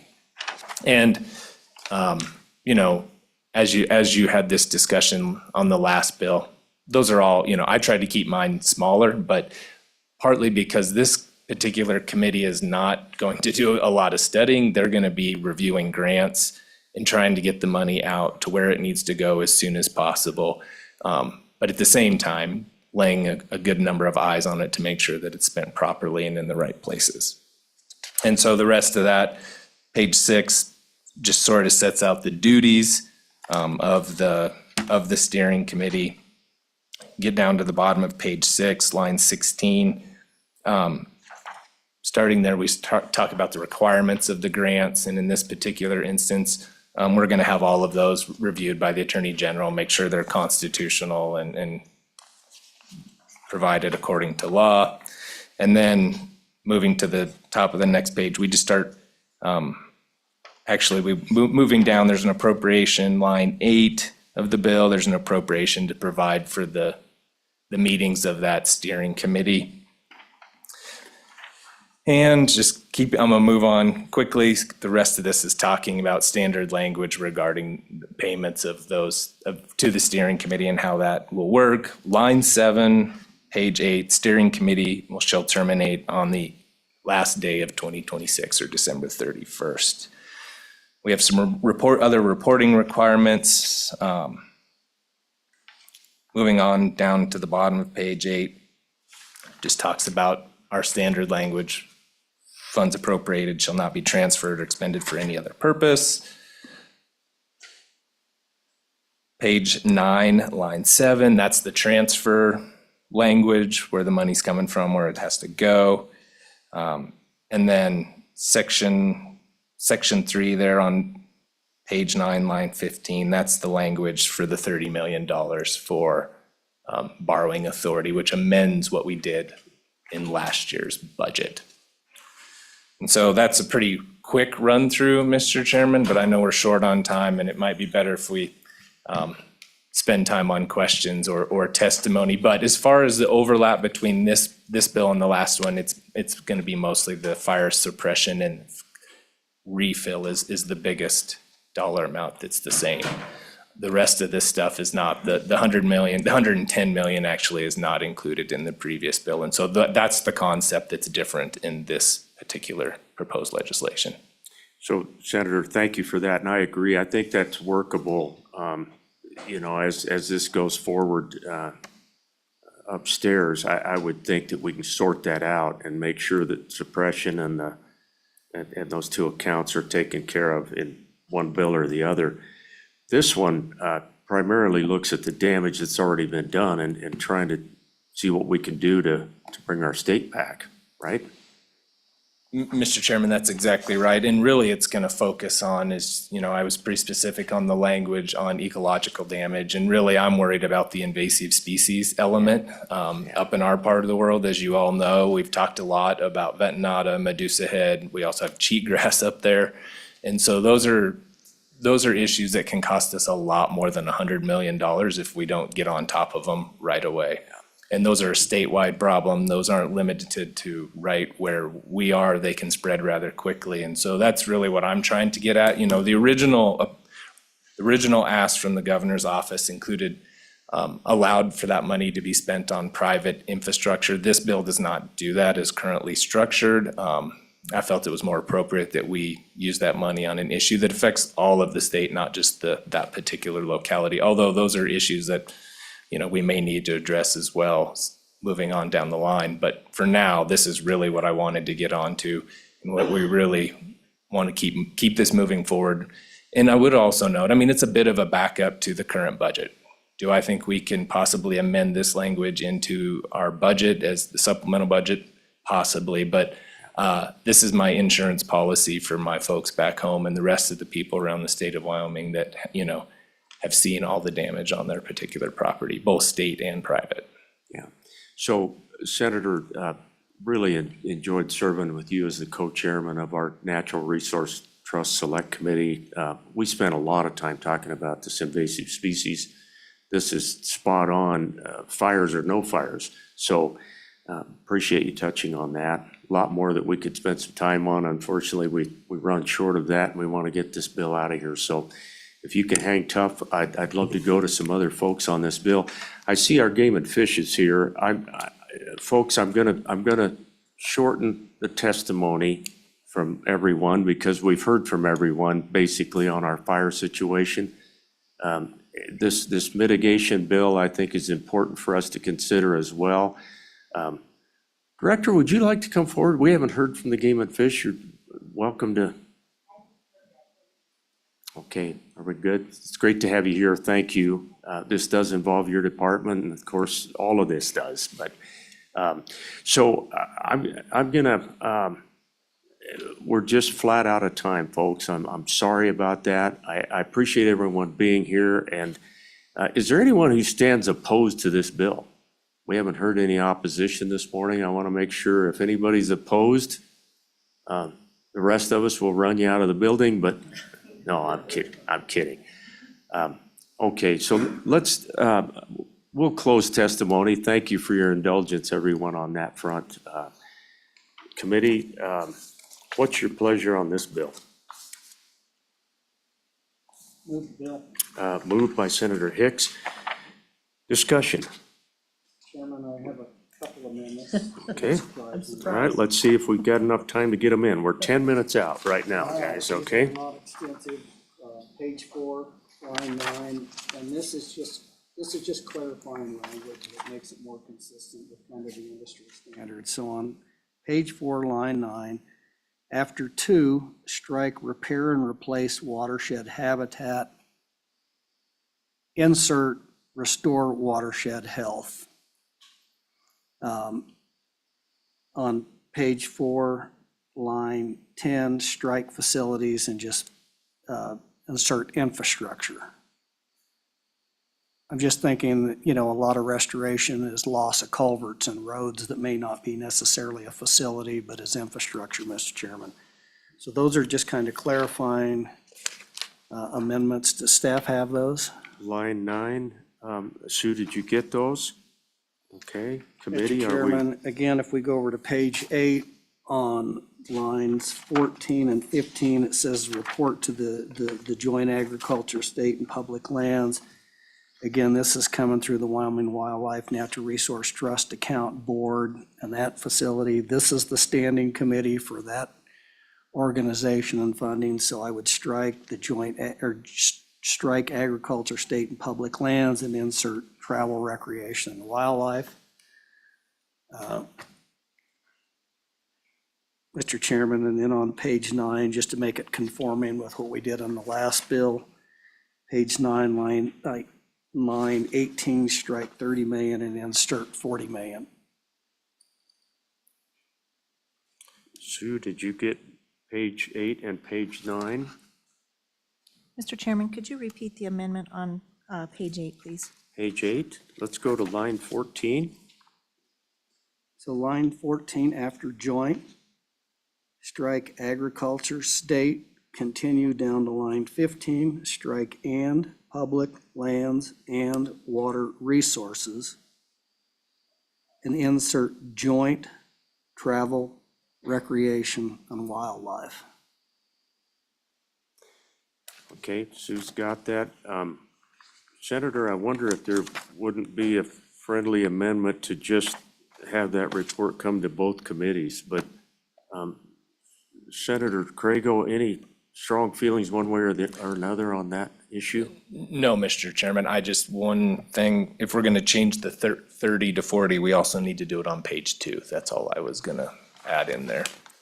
I'm happy, I don't think it really matters which joint committee it goes to. Okay.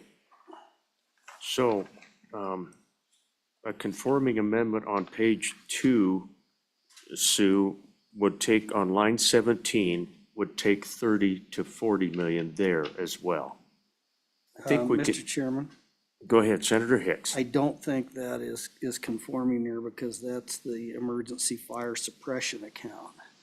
And so what we were talking about, if you go back to the Oh, that's page, the was loan fund. borrowing authority out of the LSRA, so. Yeah, thank you for the I good don't catch, think we need Senator. to So, change that. line 17 on page 2, please strike that, Sue. That is not under consideration. I think we can do this all in one standing committee amendment. Senators, any discussion on that? Any discussion? All in favor of Senator Hicks's motion, please say aye. Aye. Any opposed, no? Okay, that standing committee amendment has passed. We're on the bill. Are you ready for question on the bill? Question. Okay. Sue, would you take roll on Senate File 148, please? Mr. Chairman, this is a roll call vote for Senate File 148 as amended. Senator Boner, Left an aye vote. Senator Hicks, Aye. Senator Jones, Aye. Senator Schuler, Aye. Chairman Landon. Aye. 5 ayes, Mr. Chairman. Okay, Senate 148 goes to the floor. Congratulations, Senator, on your work. Appreciate it, and we look forward to working with you upstairs on that one. Thank you, everyone. Really appreciated this morning. Mr. Crapser, it's good to see you. Thanks for coming back and joining us for a minute. Appreciate all of our agencies being here. Have a great morning out there.